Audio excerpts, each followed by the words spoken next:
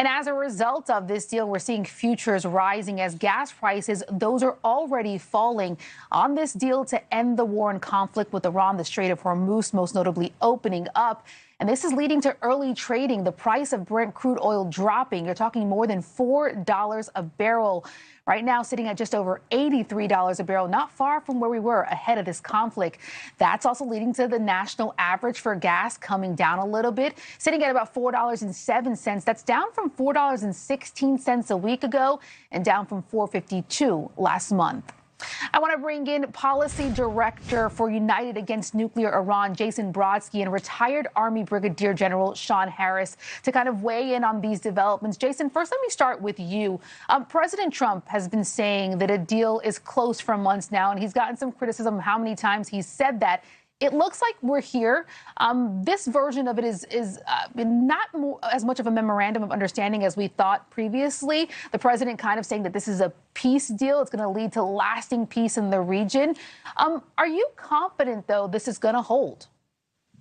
Well, it's great to be with you. I do not think this is a peace deal. Let's make no mistake. This is an agreement to reopen the Strait of Hormuz and to create a pathway for more negotiations with the Islamic Republic of Iran. The reality is there is likely to be no peace between the Islamic Republic of Iran and the United States as long as the current regime is in power. And that is because of the ideological nature of the Iranian regime, which is premised on anti-Americanism and based on the eradication of the state of Israel, and its ideology, unfortunately, is not up for negotiation. Shawn, what about you? What's your take in terms of the White House framing this memorandum of understanding more of a peace deal that's going to end hostilities in the region for years to come? Good morning. I would tell you I agree with him 100%, but I would also, from a military point of view, the Middle East is a tough neighborhood. A lot can happen in 5 days. And on top of that, right now, Israel and the Lebanon thing is still not really has closure. But the key piece is when this is signed, or if it is signed, the military will receive an order to clear the Strait of Hormuz. That demining will take a period of time. So I need to make sure that everybody understands that the ships will not just start moving immediately through the Strait of Hormuz, but it will start. But again, this is a tough neighborhood. In between now and Friday, a lot will happen. Yeah, 5 days could make a big difference. Obviously, there's a lot of cautious optimism that we get to the actual signing of this agreement. Jason, let me talk to you about the details of this deal, because they're starting to trickle in between the U.S. and Iran. A lot of people pointing out that there are some points in this deal that seem to be contradicting each other just based on the White House's version and Iran's version. For example, the White House is saying that it's agreed, Iran that being, has agreed to destroy nuclear materials and dismantle its nuclear program. Iran, though, saying, wait, that's something that's actually going to be negotiated in the future. If this is true, that critical component of a deal, disarming Iran from having nuclear weapons ever, is 60 days enough time to get that done?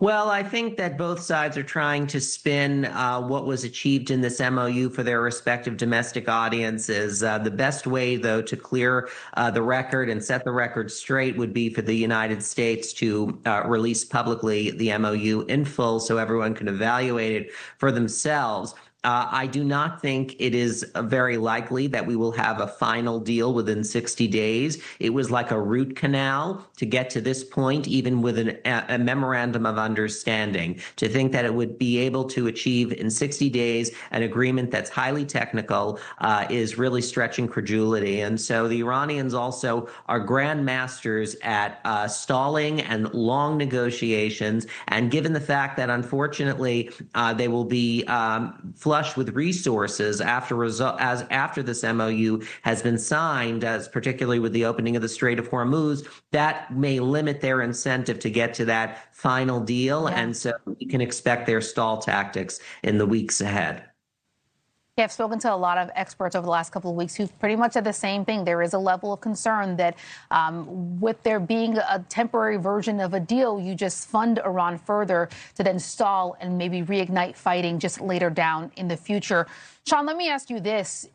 The president is framing this as a huge win, right? Since the Strait of Hormuz, according to him, is going to be reopened. But the strait was open before the war, so I think there's some criticism of whether the president can call this really a win. What's your take? Well, you know, in the world of politics, everybody loves to spin, but from the military point of view, you're exactly right. The Strait of Hormuz was already open.